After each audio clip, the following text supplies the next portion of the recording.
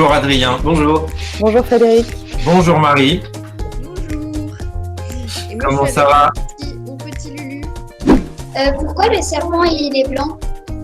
Ah, Pourquoi vous avez choisi une fille, pas un garçon comme le coach? Moi, franchement, je me suis identifiée avec elle et j'aimerais savoir s'il y a un peu de toi dans ce personnage. Et moi, j'aime beaucoup dessiner. Toi aussi t'aimes beaucoup? Ah bah peut-être que tu seras aussi illustratrice alors. Pourquoi vous avez choisi un serpent qui entoure les gens? Est-ce qu'un aigle, il peut manger un tigre? Eh ben, je crois pas.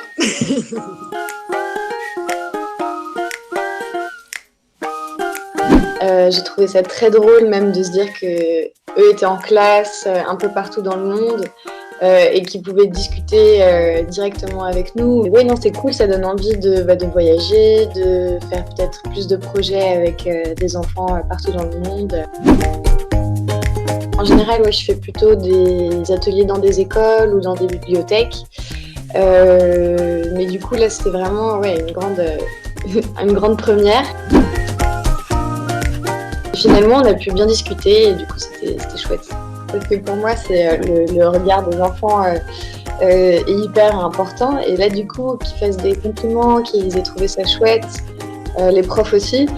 Ah oui, j'étais super contente, vraiment.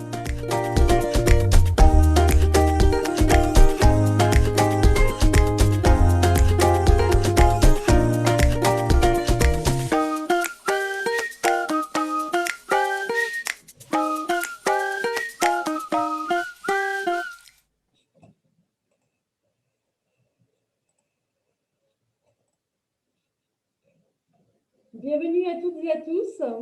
Il est un tout petit peu plus de 16h30 et nous allons commencer la rencontre proposée par l'Institut français autour des pépites internationales, la littérature jeunesse en classe de FLE. Je vais donner la parole à Martin Lafitte, qui est chargé de développement des publics au pôle langue française de l'Institut français, qui va modérer la conférence et présenter les intervenants. eh bien bonjour à tous, bonjour à toutes. Ravi d'être avec vous aujourd'hui. Donc moi je suis donc Martin Lafitte, comme on vient de l'entendre.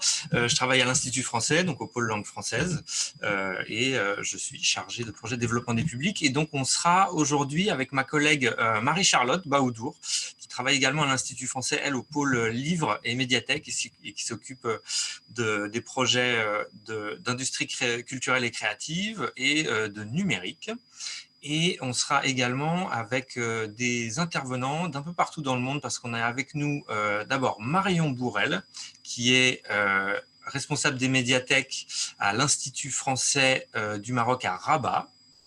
On a également avec nous Adélaïde Tilly, qui est conceptrice pédagogique, formatrice de formateurs spécialisés en français langue étrangère pour les publics précoces, jeunes publics donc, et qui est basée en Turquie.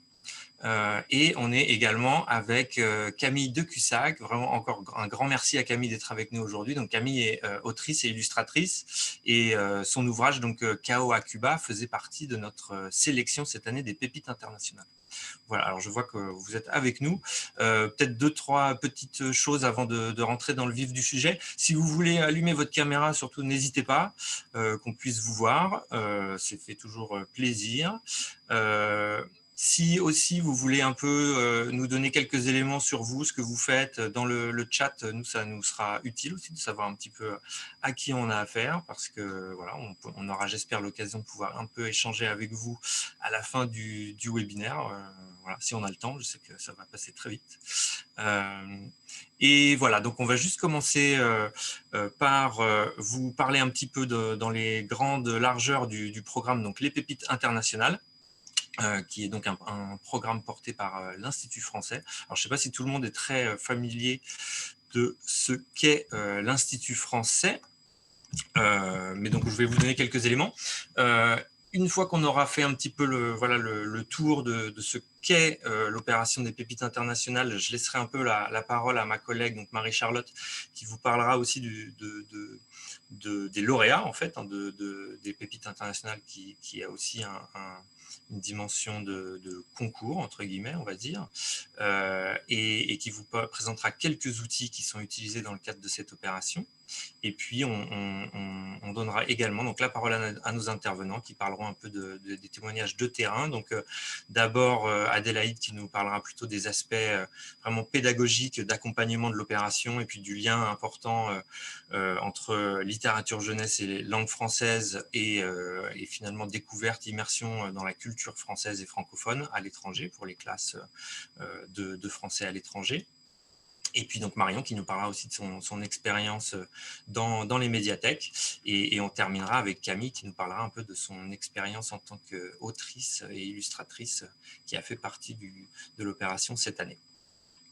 Voilà, donc juste quelques éléments d'abord très brefs sur qu'est-ce que c'est que l'Institut français, pour ceux qui ne nous connaîtraient pas. Donc en gros, on est l'opérateur culturel à la fois du ministère des Affaires étrangères et du ministère de la Culture. Donc on porte la culture française à l'étranger en lien avec les partenaires français et aussi tous nos collègues du réseau de coopération et d'action culturelle à l'étranger, donc qui comprend, comme vous voyez sur cette petite présentation, les services culturels, les services de coopération et d'action culturelle au sein des ambassades, mais aussi donc tous les établissements d'enseignement du français à l'étranger, que sont les instituts français, les alliances françaises et leurs partenaires, établissements scolaires, universités, etc., avec quelques chiffres. Vous voyez que ça représente 130 services culturels, une centaine d'instituts et leurs antennes pour à peu près 150 établissements et plus de 800 alliances françaises dans le monde qui donc travaillent avec nous et qui utilisent nos dispositifs et les dispositifs d'accompagnement qu'on met à leur disposition. Voilà, donc très rapidement, l'action de nos deux pôles, parce que donc moi j'appartiens au pôle langue française, donc nous, notre mission, on va dire, nos actions principales consistent à rendre le français attractif pour les jeunes publics, les jeunes générations à travers le monde. Également, donc ce dont on va parler aujourd'hui, de développer des dispositifs, soit de formation, soit d'apprentissage de la langue française, surtout avec un angle innovant. L'innovation est vraiment au cœur de nos métiers. Et également un soutien du réseau, de soutenir les actions du réseau en faveur de la langue française.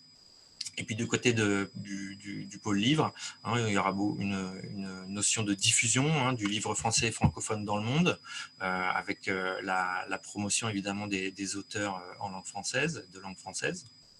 Et une grosse aussi mission de modernisation des médiathèques françaises à l'étranger. Et donc pas mal de programmes aussi en soutien à la cession des droits et à la traduction des livres de langue française dans le monde. Voilà en gros pour les éléments un peu généraux sur l'Institut français.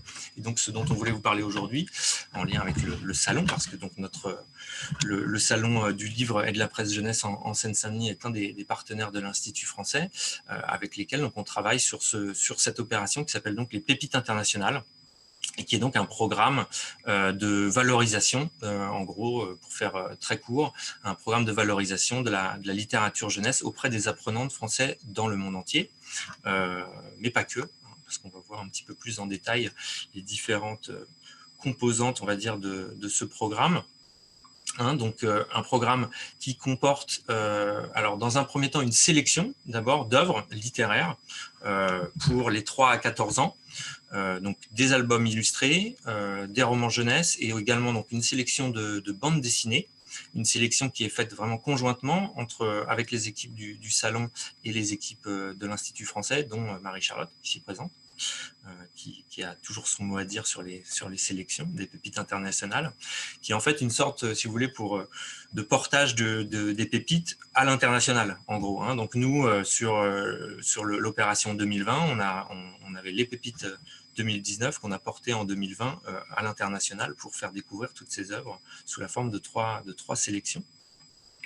Donc c'est une opération qui s'adresse aux apprenants, mais d'abord, évidemment, avant de s'adresser aux apprenants, elle s'adresse aux enseignants de français, comme on a vu, qui travaillent dans les établissements du réseau culturel et de coopération, mais aussi donc aux médiathécaires et à tous les attachés de coopération qui travaillent au sein des ambassades, que ce soit des attachés de coopération éducative, linguistique ou des attachés de coopération culturelle, en particulier les acteurs du livre au sein des services culturels des ambassades. Et donc, c'est une opération qui, chaque année, a lieu jusqu'au 30 novembre, en gros, mais bon, qui peut aussi être prolongée. La partie, en fait, qui concerne la deadline, en gros, c'est surtout pour la partie vote dont on va parler dans quelques instants. Donc, on met également à la disposition de tous ces établissements et de ces médiathèques des supports d'accompagnement, dont nous parlera notamment Adélaïde tout à l'heure, des fiches pédagogiques, des outils d'animation, pour justement accompagner cette opération et faire en sorte que les œuvres rentrent dans les classes et dans les médiathèques et autour d'activités qu'on peut proposer. Et donc, chaque année, on annonce les pépites internationales, ce qu'on fera dans quelques instants, les lauréats lors du salon du livre et de la presse jeunesse. Alors, il y a juste, je crois, une toute petite interférence, à mon avis, dans le public. Il doit y avoir quelqu'un qui a son micro allumé. Si vous pouvez juste vérifier vite fait que vos micros sont bien éteints, ce serait super. Et voilà. Pardon. Hop. Et donc, ce qu'on vous disait, l'objectif de cette opération, c'est donc vraiment d'abord et avant tout de faire découvrir toutes les formes de littérature jeunesse en format papier et aussi en format numérique. Ça va être un peu la spécificité de ce programme à tous nos publics.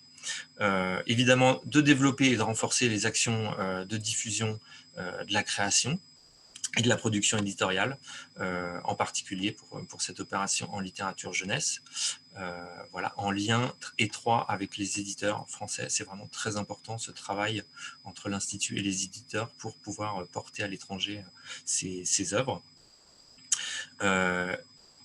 Un autre objectif important, c'est vraiment cette notion d'attractivité de la langue française et d'image renouvelée de la langue française dans le monde, qui va justement voilà, être porté par ce programme des pépites internationales.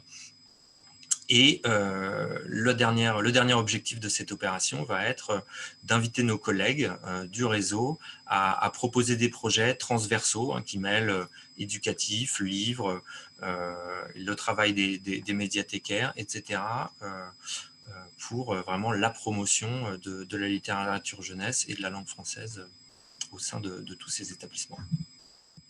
Et donc, nous, on va être derrière pour accompagner tout ça depuis Paris.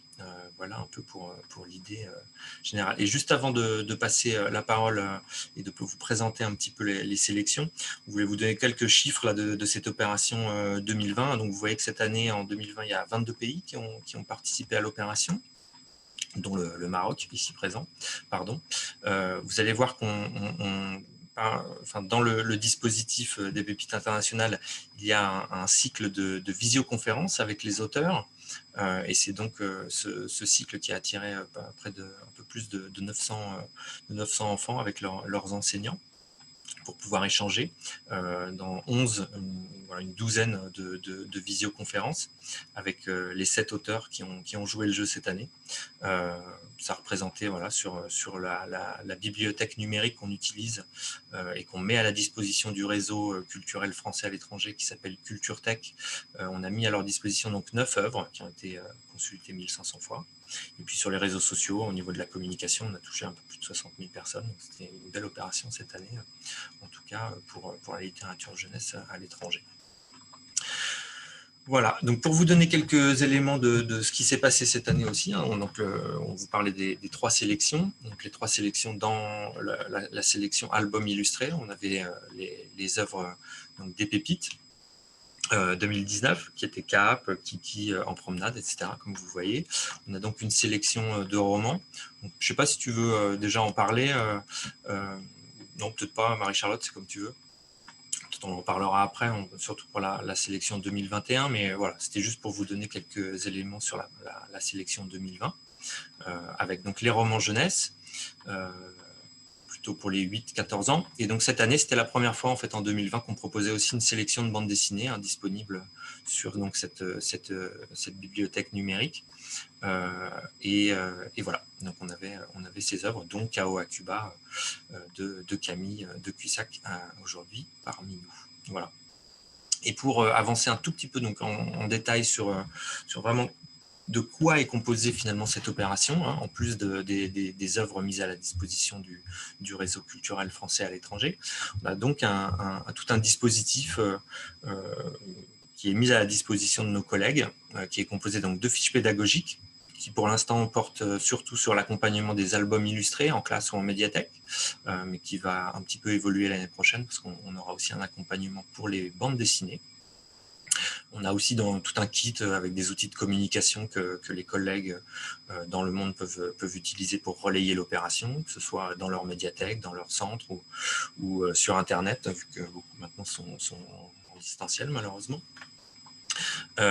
Donc ce fameux module de vote et puis la possibilité de lire les œuvres en ligne qu'on va vous présenter un peu plus en détail dans une minute, et donc un guide de médiation avec des pistes d'exploitation aussi possibles qu'on propose à nos collègues avec un accompagnement, et donc les fiches aussi du SLPJ et tout ce que peut proposer aussi le SLPJ qui accompagne cette opération pour la promotion de la littérature jeunesse à l'étranger auprès des apprenants de français. Voilà. Donc, je vais peut-être te laisser la parole, du coup, Marie-Charlotte, si tu veux parler un petit peu plus de Culture Tech et de... Avec plaisir. Merci, Martin. Je voulais également remercier le Salon du Livre et de la Jeunesse cette année de nous accueillir et de nous donner la possibilité d'expliquer un peu ce que sont les pépites. Moi, je vais vous parler surtout du volet en fait, numérique de ces pépites et de leur accompagnement numérique, puisqu'en fait, l'idée, c'est de mettre à disposition les ouvrages que l'on peut sur notre plateforme Culture Tech. Donc, je vais partager mon écran pour vous montrer un peu ce qu'est cette plateforme. Normalement, vous devez voir la page Culture Tech, si tout... Ouais, c'est bon, ok, merci. Donc, Culture Tech, c'est une bibliothèque numérique qui contient plus de 150 000 ressources numériques culturelles. Et pour très rapidement vous expliquer en quoi ça consiste, les publics, les usagers de cette plateforme, qui est disponible uniquement à l'étranger pour les publics du réseau culturel que Martin vous a présenté tout à l'heure. C'est-à-dire qu'à partir du moment où on est membre d'une médiathèque du réseau culturel ou apprenant dans un cours de langue, dans un centre de langue, on peut bénéficier d'un accès à cette plateforme. Une fois qu'on est connecté, on a accès en ligne à tout un ensemble de ressources culturelles qui sont la presse, des livres. Il y a également de la musique, quelques contenus audiovisuels et tout un espace jeunesse également qui est mis à disposition. Donc, la jeunesse peut trouver des albums jeunesse, des livres audio qui leur sont dédiés. Et donc, en fait, l'idée, nous, sur la page, on a une page dédiée aux pépites sur laquelle, en fait, les publics peuvent trouver à la fois les modules de vote et les livres, en fait, des sélections. Donc, nous, on prend contact avec les éditeurs parce que c'est un fonctionnement particulier, en fait, qui sort de nos abonnements annuels habituels. On prend contact avec les éditeurs pour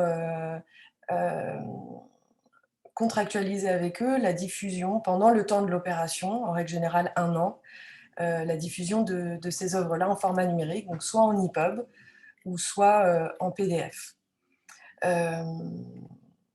Donc je pense que là, je peux vous annoncer, Martin, je ne sais pas ce que tu en penses, les lauréats des Pépites internationales 2020. En livre illustré, c'est Kiki en promenade, d'ailleurs, qui est juste là, qui a récolté le plus de faveurs des participants au vote à l'international. En roman, c'est L'Avorton, d'Adrien Cadeau, qui est ici.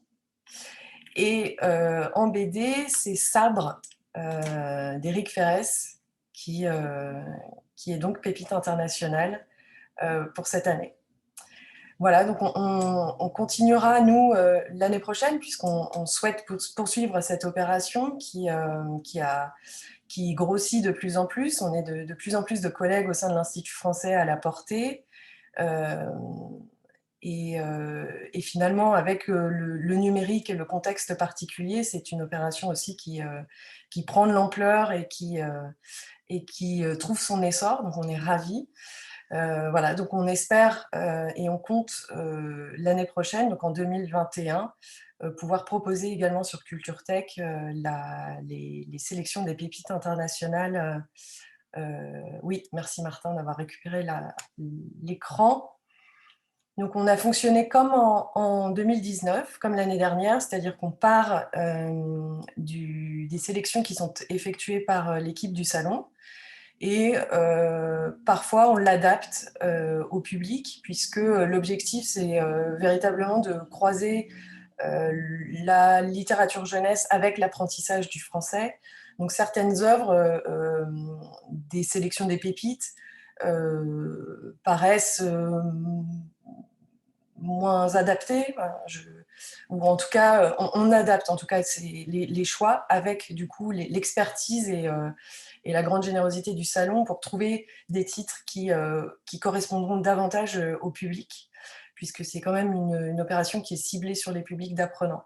Donc là, par exemple, cette année, il y aura des nouveaux titres dans la sélection des 3-7 ans. Je pense à On échange, Le Grand Livre des Bruits, Caché ou pas, j'arrive, qui seront voilà, qui n'étaient pas sélectionnés. En revanche, Le Caramel du Jurassique et Un nom de bête féroce étaient dans les pépites. Et ensuite, concernant la fiction ado et les romans juniors, là, nous avons sélectionné 3 de chaque sélection pour faire une seule sélection roman ado.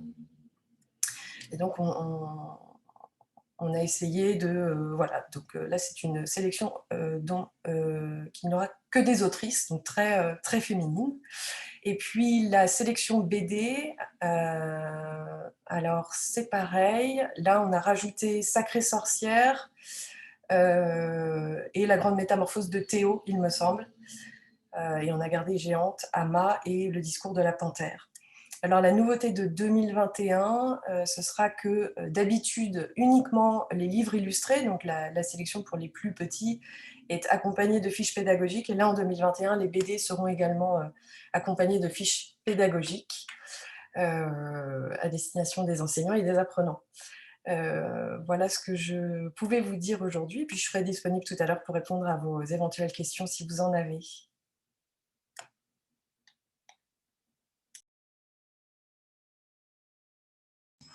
Pardon, je reprends le contrôle, je quittais le partage. Excuse-moi.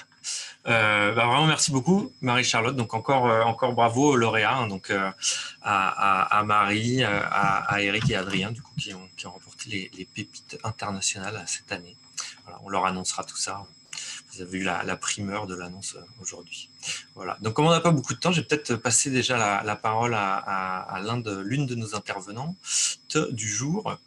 Et je pense qu'on va passer la parole à Adélaïde pour commencer, qui va du coup nous parler un peu plus en détail de ce lien donc, entre langue et culture, du point de vue d'une prof conceptrice qui est donc la personne avec qui on travaille aussi sur la didactisation des œuvres, les albums jeunesse en fait, hein, avec Adélaïde.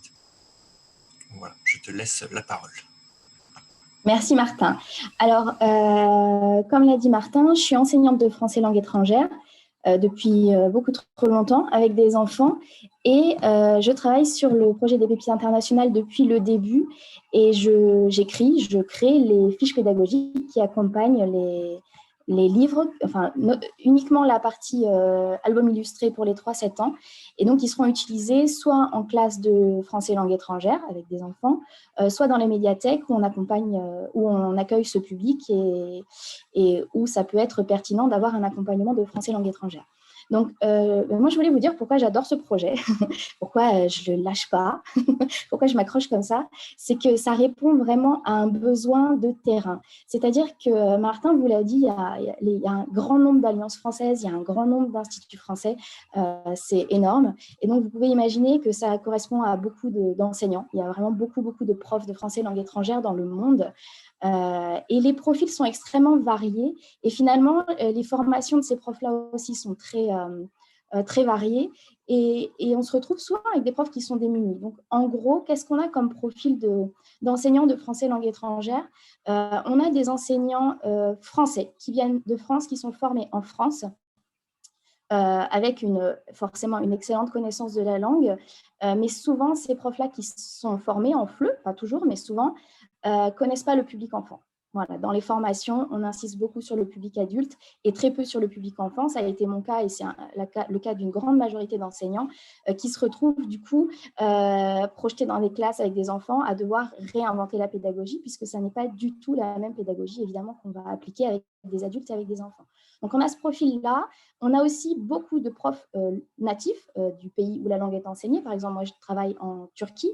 Donc, il y en a beaucoup d'enseignants qui sont turcs, qui souvent, eux, à l'inverse, seront très formés à la pédagogie, à la pratique, au public enfant. Voilà, ils vont être spécialisés sur ça. Ce qui va manquer, par contre, à ce profil-là de prof, c'est une vision actualisée de ce qu'est la langue et de ce qu'est la culture.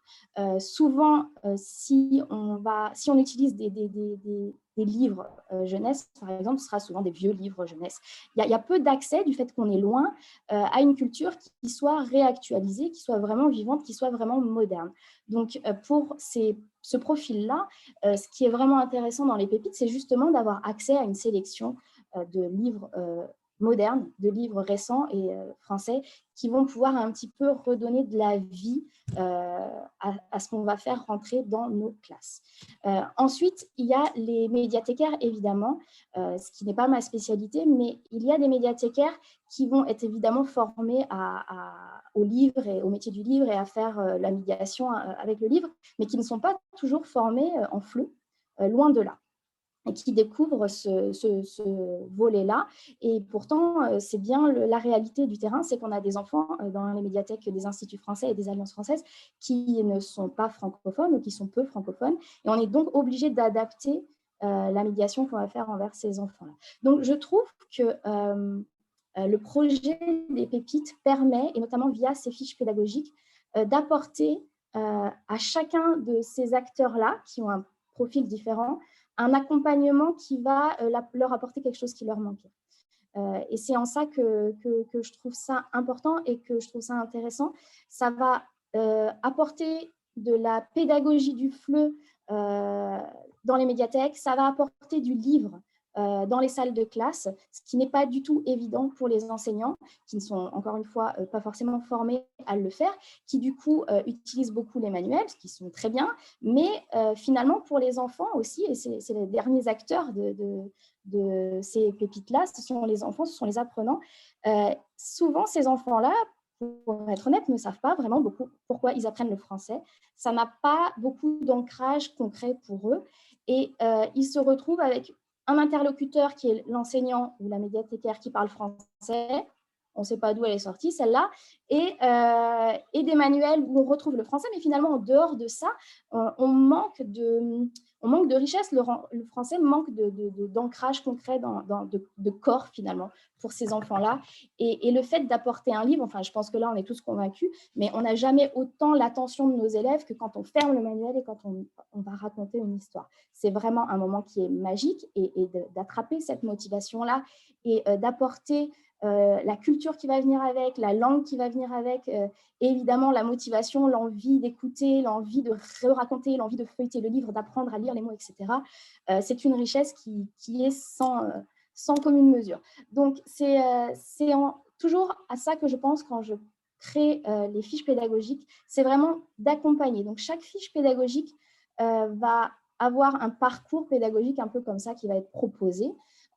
histoire de finalement se faire la main sur comment on peut utiliser ce livre en classe. Mais une fois qu'on l'aura fait, que l'enseignant l'aura fait ou la médiathécaire l'aura fait, évidemment que ça lui apportera des clés pour le refaire de sa propre initiative sur d'autres albums, etc.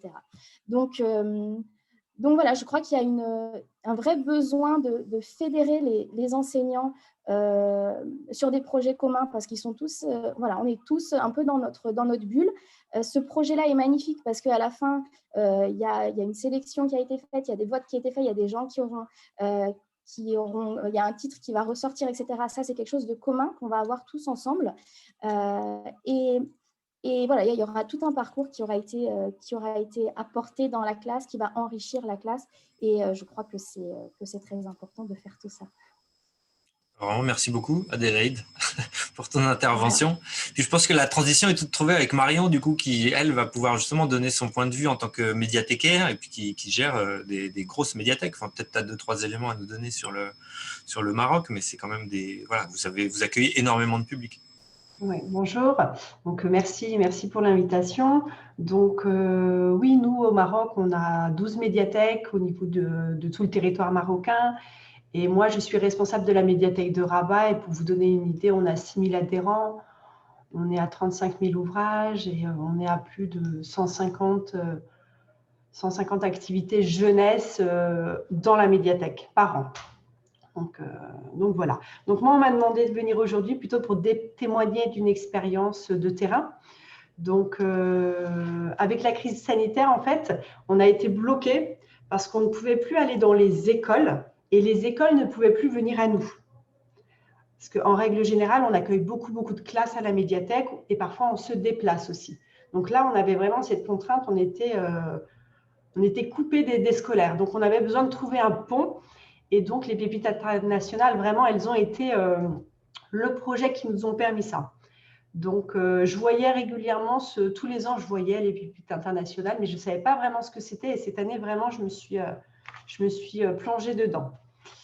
Donc, concrètement, je vous explique. Nous, on a choisi 3 ouvrages que l'on a proposés à nos partenaires, que ce soit des écoles primaires, des maternelles, des collégiens, des lycéens, mais aussi une école d'art appliqué. Et l'idée, c'était de donner accès à ces ouvrages via CultureTech. Donc, les enfants pouvaient découvrir ces livres numériques via cette plateforme. Ils pouvaient aussi bénéficier du dossier pédagogique. Donc, ça, c'était très, très pertinent. Et en 3e point, ils avaient la rencontre, la visioconférence. Donc, pour moi, ces 3 axes, c'est ça qui faisait que voilà, il y avait vraiment un intérêt et c'était un projet clé en main pour moi en tant que responsable à diffuser. Donc, ce projet, pour moi, il est vraiment adapté parce que déjà, il était adapté à la situation sanitaire. Il était aussi flexible et ça, c'est important pour nous. On avait besoin d'une certaine flexibilité sur les ouvrages. On ne pouvait pas les faire venir de France, mais on pouvait les exploiter sur la plateforme CultureTech, donc soit en classe, mais si les classes fermaient avec le Covid, les enfants pouvaient exploiter aussi les livres de chez eux. Donc ça, c'était important. On a pu aussi, via Martin, décaler les horaires des visioconférences. Donc ça, c'était pertinent. Il était innovant, ce projet, parce qu'on faisait vraiment la promotion de la plateforme CultureTech. Donc, les enfants ont pu découvrir la plateforme CultureTech à travers les livres qu'ils allaient découvrir, mais ils pouvaient aussi découvrir le panel qui était proposé. Il était innovant parce que du coup, on était vraiment dans la visioconférence, les rencontres avec les auteurs à distance. On en avait fait quelques-unes au préalable, mais là, on systématisait les choses. C'est un projet qui est structurant parce que vraiment, les dossiers pédagogiques d'Adélaïde, ils sont vraiment au top du top. Donc, nous, c'est important lorsqu'on propose des projets aux enseignants qu'il y ait une qualité dans nos projets. On ne peut pas se permettre de proposer des projets sans qu'il y ait une qualité au rendez-vous. Donc là, les dossiers pédagogiques, vraiment, on n'a eu que des retours très positifs. Les livres choisis aussi. Ils étaient de très haute qualité, contemporains, avec un vrai intérêt pédagogique. Pardon. Et puis le choix des auteurs aussi. C'est vrai que voilà, on a toujours eu des rencontres avec des auteurs qui avaient une sensibilité, qui étaient à l'écoute des remarques des enfants, des enseignants, et ça, c'est très important. Donc voilà, donc au Maroc, on a eu, je pense, environ 350 élèves qui ont participé, sachant qu'on n'était pas vraiment organisé, on a fait ça un peu au dernier moment. Donc on a envie de reconduire ce projet, nous, peut-être au mois de février 2021. Donc là, on va voir avec les auteurs. Et puis voilà. Voilà, Et puis c'est là, ça. je pense que maintenant, pour nous, en fait, c'est parti tous les ans. Donc, si vous avez besoin de public, on est là. Oh bah, merci beaucoup Marion pour ce témoignage. C'est ça qui est important aussi, c'est les liens qui vont pouvoir se créer avec, entre les collègues finalement médiathécaires ou responsables d'établissements à l'étranger et les auteurs.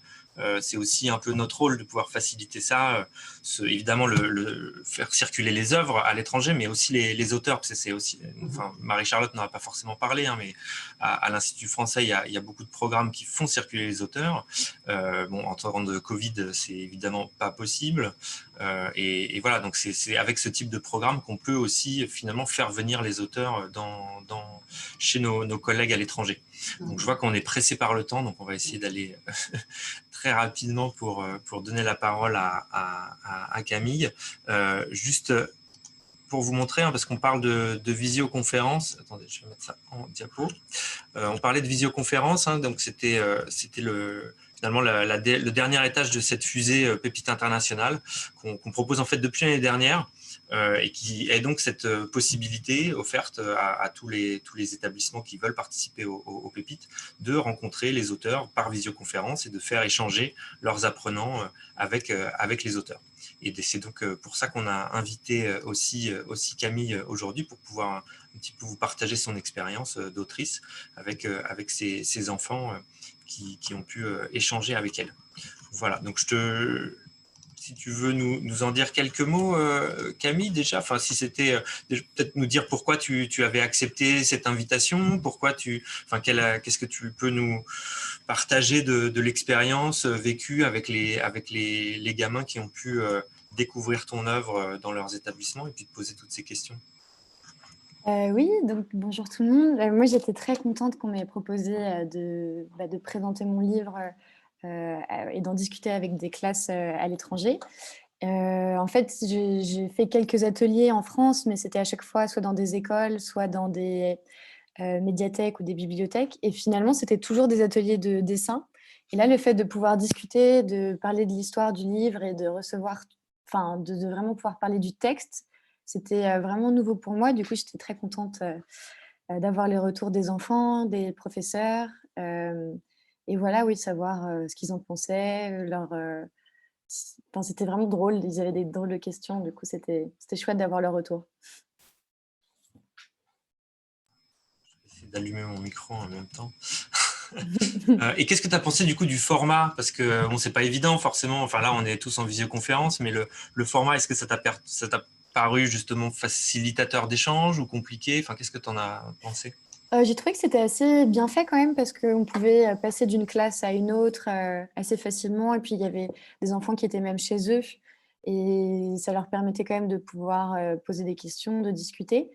Après, je pense que tout le monde préfère se voir quand même en vrai et faire des ateliers en vrai, c'est sûr. Mais j'ai trouvé que c'était une bonne alternative, justement, de pouvoir avoir des horaires assez flexibles, de parler à plusieurs classes. C'était cool. Et ça va, et les questions du coup des enfants, c'était pertinent pour toi? Tu as Ouais. pu avoir des échanges un peu constructifs? Ouais, non, c'était super. C'est drôle parce que parfois, les enfants, ils sont super terre à terre. Enfin, ils posent des questions, ils sont pas vraiment timides et tout. Et c'est chouette parce que ça fait réfléchir même à certaines choses qu'on fait, je pense, naturellement sans se poser de questions.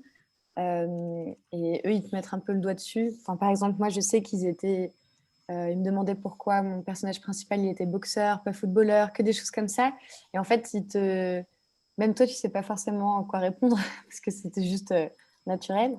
Et non, c'était très naturel en tout cas, ouais, avec les enfants. Ils étaient à l'aise et c'était cool.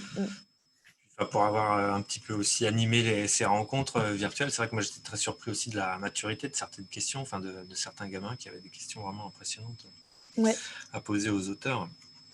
Peut-être alors pour terminer, tu aurais peut-être des conseils à donner à des auteurs, les auteurs de la sélection 2021 qui peut-être hésitent, ils savent peut-être pas qu'ils font déjà partie de la sélection, mais si tu avais un conseil à leur donner pour participer au visio, et puis peut-être à leur éditeur aussi pour que faciliter peut-être le fait de pouvoir diffuser leurs œuvres. Est-ce que tu penses que ça peut bénéficier aux auteurs et aux éditeurs, ce programme? Ah oui, oui, ça c'est sûr. Et moi, par exemple, je suis pas forcément très à l'aise à l'oral, je suis toujours un peu timide et tout.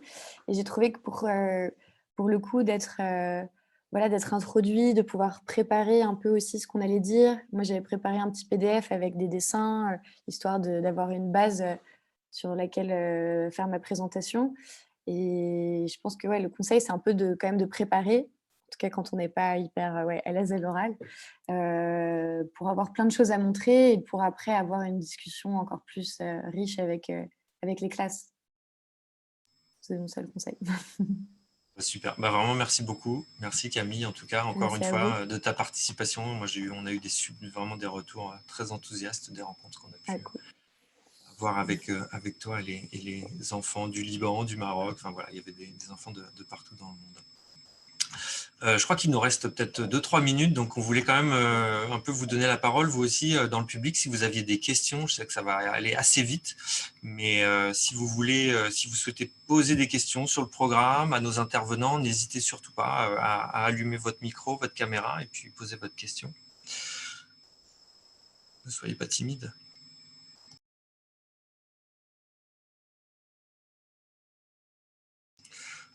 Formidable, tout était clair, limpide, aucune question. C'est magnifique quand ça se passe comme ça. Martin, on m'a demandé en message privé où c'est qu'on peut trouver des fiches pédagogiques. Est-ce que tu peux l'expliquer? Ah oui, alors très bonne question. Donc il y a plusieurs façons de trouver. Donc les fiches pédagogiques, c'est vraiment du open source entre guillemets. C'est des choses qu'on a produites et qui sont disponibles. Après, il faut juste savoir où ça se trouve. Donc il y a deux possibilités. Il y a une possibilité, soit vous faites partie du réseau culturel français à l'étranger, et vous avez accès au site de l'Institut français, et là il y a tout qui est dessus. Sinon, pour les médiathécaires de France, les enseignants en France, il y a un site internet qui s'appelle, alors attendez, je vais essayer de le partager dans le chat, qui s'appelle IF-Prof, qui est un site, une sorte de réseau social professionnel qui s'adresse à la fois aux collègues à l'étranger, enseignants, médiathécaires, étudiants en français langue étrangère qui se destinent à être professeurs de français. Et qui contient un espace France sur lequel les médiathécaires de France peuvent aussi s'inscrire, des professeurs qui auraient affaire à des publics non francophones sur le territoire français peuvent aussi tout à fait s'y inscrire pour pouvoir découvrir tout un tas de ressources pédagogiques, des informations professionnelles, des événements, plein de choses qui sont partagées par la communauté, dont les fiches pédagogiques des pépites internationales. Donc, je vous invite, si vous ne connaissiez pas ce site internet, ce réseau social IF-Prof, à y aller, vous créez un compte et puis vous pouvez accéder à tout un tas de ressources, dont les pépites. Voilà. J'ai vu qu'il y avait parmi le public des médiathécaires de France, mais qui avaient pas mal affaire à des publics non francophones ou qui étaient spécialisés dans le français langue étrangère. Donc surtout, n'hésitez pas. Même si évidemment le cycle de visio et puis l'accès via Culture Tech aux œuvres est réservé au public à l'étranger, tout le dispositif pédagogique, lui, est tout à fait... vous pouvez tout à fait vous en emparer pour vos actions en France. Il n'y a aucun souci. Je ne sais pas s'il y a des questions. Je crois que c'est quasiment terminé. Je n'ai pas entendu la petite sonnerie. Mais... Oui, on ne l'a pas activé car vous étiez conscient du timing. Très bien. S'il n'y a pas d'autres questions, du coup, je pense qu'on va pouvoir se quitter. En tout cas, je voulais encore remercier vraiment une nouvelle fois le salon pour cette invitation. Vraiment, merci beaucoup à vous de donner de la visibilité aux pépites internationales. Et vraiment un grand merci à tous les gens qui nous ont rejoints aujourd'hui. Et bien sûr à tous nos intervenants, Adélaïde, Marion, Camille et Marie-Charlotte, pour vos explications et votre participation aujourd'hui. Vraiment un grand merci pour votre disponibilité. Bien, merci à tous. Excellente fin de journée. Merci. Au revoir. À Merci. bientôt. Au revoir. Au revoir.